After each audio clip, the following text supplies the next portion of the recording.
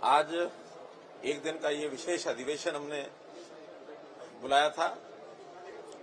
विषय आपको सबको स्पष्ट है कि पिछले 1 अप्रैल को पंजाब विधानसभा में एक रेजोल्यूशन लाया गया जिसमें उन्होंने चंडीगढ़ पर अपना अधिकार यानी दर्शाते हुए और इस विषय को आगे टेकअप करने के लिए एक रेजोल्यूशन पास किया।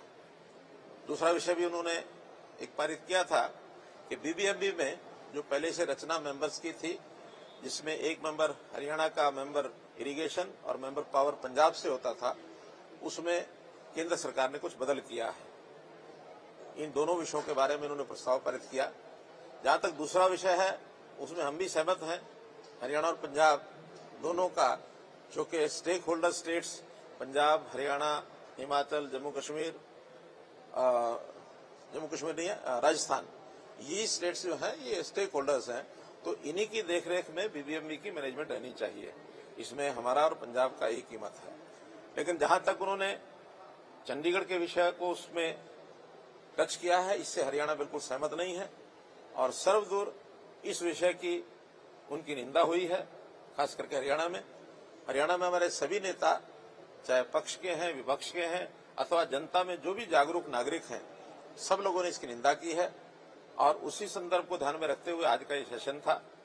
लगभग 3 घंटे की चर्चा में सभी विधायकों ने, लगभग 25 विधायक सब पक्षों से बोले हैं, चाहे विपक्ष हो चाहे पक्ष के लोग हों, सबने एक मत से उस उनके द्वारा पास किए हुए प्रस्ताव की निंदा की है। और एक अपनी ओर से हमने एक प्रस्ताव पारित किया है जिसके अंदर चंडीगढ़ के ऊपर हरियाणा का अधिकार है। चंडीगढ़ पहले भी हरियाणा की राजधानी थी, अभी भी है, आगे भी रहेगी। और इसमें 1955 से लेकर के आज तक का घटनाक्रम वो सभी सदस्यों के सामने रखा गया। बहुत से नए सदस्य हैं, उनको भी जानकारियां मिली। इसका कहीं ना कहीं अलग अलग प्रकार से रिव्यू करते समय कुछ न कुछ विवाद, ये राजीव लोंगोवाल का जब अकॉर्ड हुआ उस समय ही कुछ आयोग गठित, कमीशन गठित किए गए, अलग अलग उन लोगों ने अपनी सिफारिशें की। उससे पहले शाह कमीशन, उनकी सिफारिश अलग थी। देखा जाए तो शाह कमीशन की सिफारिश थी कि चंडीगढ़ उस समय खरड़ तहसील का हिस्सा था, हिंदी भाषी एरिया था और ये तहसील 71% हिंदी बोलने वाले लोग यहाँ थे। उस समय उन्होंने सिफारिश की थी कि खरड़ तहसील में पंजाबी स्पीकिंग गांव वो पंजाब में जाने चाहिए, हिंदी स्पीकिंग गांव हरियाणा में जाने चाहिए और चंडीगढ़ को जो है हरियाणा में मिलाना चाहिए। बाद में इंदिरा गांधी अकॉर्ड, उन्होंने कहा कुछ गांव हिंदी भाषी वो तो हरियाणा में चले जाएं, लेकिन चंडीगढ़ को पंजाब को देना चाहिए। इससे पहले एक कैबिनेट मीटिंग हुई केंद्र की, उसमें इसका कोई उल्लेख नहीं था, बल्कि चंडीगढ़ जो है वो केंद्रीय शासित प्रदेश यूटी इस नाते से रहेगा और उसका कंट्रोल जो है केंद्र सरकार वो देखेगी। तो इस प्रकार से अलग अलग स्टैंड उस समय के एक भ्रम की स्थिति पैदा हुई और वो चीज बाद में फिर सुप्रीम कोर्ट में गई है। और सुप्रीम कोर्ट में न केवल चंडीगढ़ का विषय बल्कि पानी का विषय, एसवाईएल का मुद्दा, क्योंकि एसवाईएल पर भी कई प्रकार के निर्णय आए और उन सब निर्णयों में एक उलझन पैदा हुई। सुप्रीम कोर्ट में 2002 का फैसला है कि एसवाईएल से जो पानी है उस पानी का अधिकार हरियाणा का जो है हरियाणा को मिलना चाहिए, एसवाईएल की खुदाई होनी चाहिए। एग्जीक्यूशन ऑर्डर 2003 में आया सुप्रीम कोर्ट का। सुप्रीम कोर्ट के एग्जीक्यूशन ऑर्डर में लिखा गया कि आप लोग यानी सीपीडब्ल्यूडी केंद्र सरकार 4 महीने के अंदर अंदर इस पर काम शुरू कराए।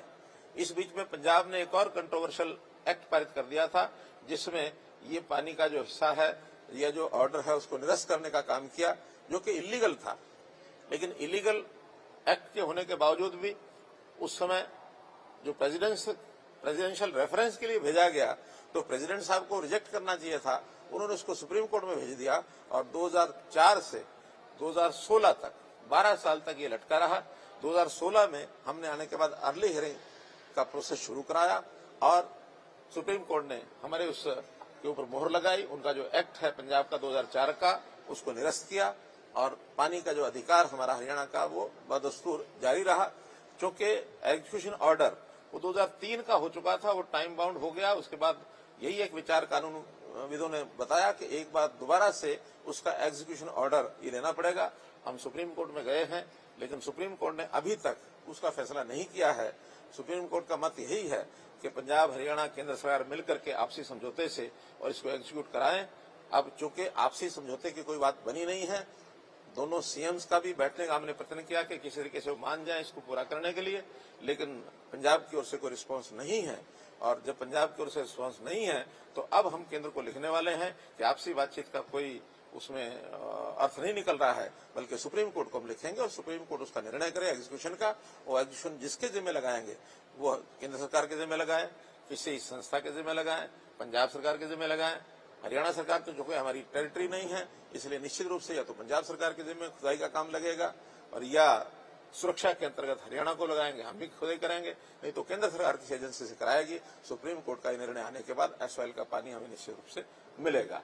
आज चंडीगढ़ में हमारा अलग हाई कोर्ट हो, इसकी भी हमने उसमें डिमांड रखी है कि चंडीगढ़ का हमारा जो अधिकार है तो उसमें सुप्रीम कोर्ट, हाई कोर्ट भी हमारा अलग से यहाँ स्थापित हो, इसकी मांग भी हमने उस रेजोल्यूशन में की।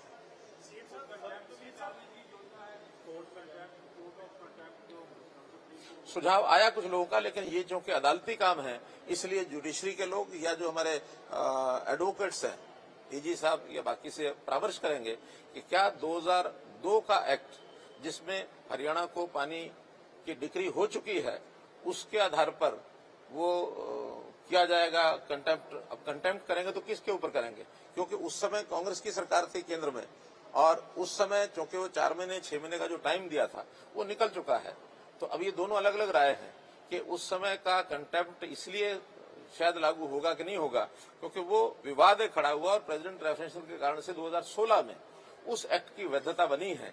तो क्या नए सिरे से उसका एग्जीक्यूशन ऑर्डर लाना है या उस पुराने ऑर्डर की डिक्री के आधार के ऊपर वो कोई कंटेम्प्ट का मामला बनता है। हम निश्चित रूप से इस विषय को उलझाना नहीं चाहते, कहीं ऐसा ना हो कि हम कंटेम्प्ट की बात करके और फिर ये विषय उलझ जाए और एक के बाद एक इसमें समय लगता चला जाए।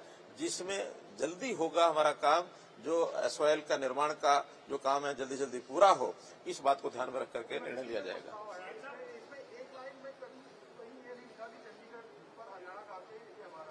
लिखा है ना, पूरा लिखा है। आप ऐसा है, सुनिए। इसका जो प्रारंभ में शायद आप लोगों ने जो वेबसाइट पर देखा होगा उसका उल्लेख कर रहे होंगे, जो बाद में उसको तैयार करके और मैंने जो पढ़ा है और पढ़ने के बाद जिसको पास किया गया है उसकी कॉपी हमें मिली है, वो कॉपी भी आप प्राप्त कर ले। उसमें स्पष्ट हमने लिखा है कि कॉपी जरा कौन सी नए वाले की है तो दे दो।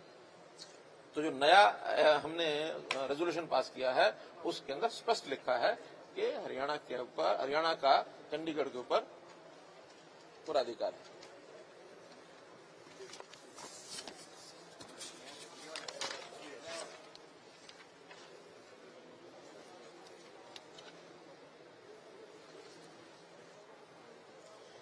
जो पंजाब का लिखा है उसमें हमने लिखा है ये हरियाणा के लोगों को स्वीकार्य नहीं है।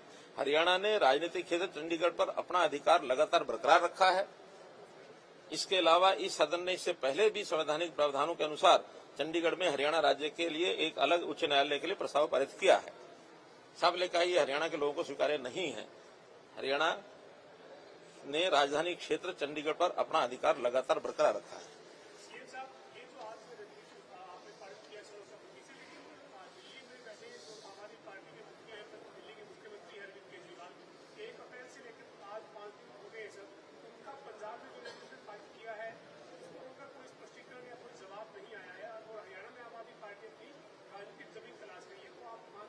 देखिए, उनके यहाँ दुविधा साहब नजर आ रही है।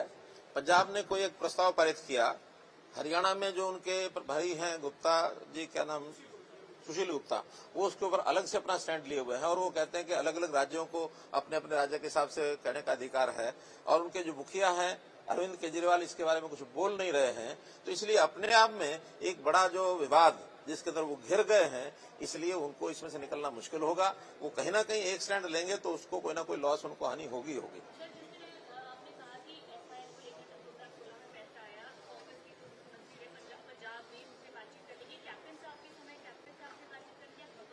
नहीं, कैप्टन साहब से, क्योंकि उस समय तो 2016 में कैप्टन साहब ही थे। एक मीटिंग हमारी हुई भी, जो हमारे केंद्रीय जल संसाधन मंत्री हैं शेखावत जी, उन्होंने एक मीटिंग बुलाई भी थी, लेकिन उसके बाद उन्होंने यही कहा कि हम आपस में बैठ करके बात करेंगे।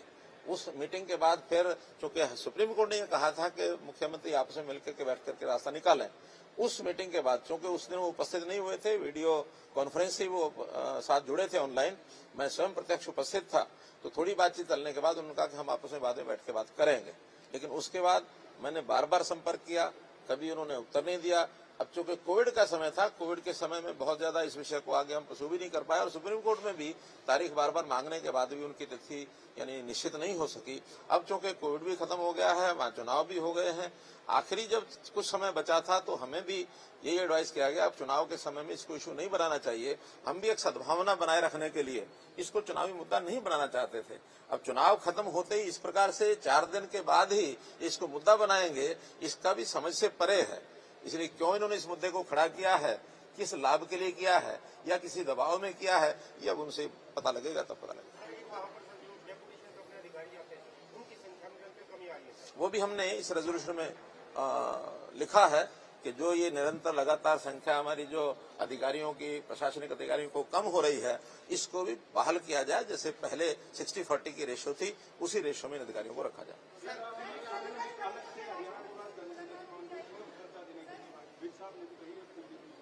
देखिए, अलग अलग मत है। आज तो स्थिति यह है कि वर्तमान में उनका जो रेजोल्यूशन है उसके ऊपर कोई ध्यान न दिया जाए कि चंडीगढ़ आज ही उनको दे दिया जाए।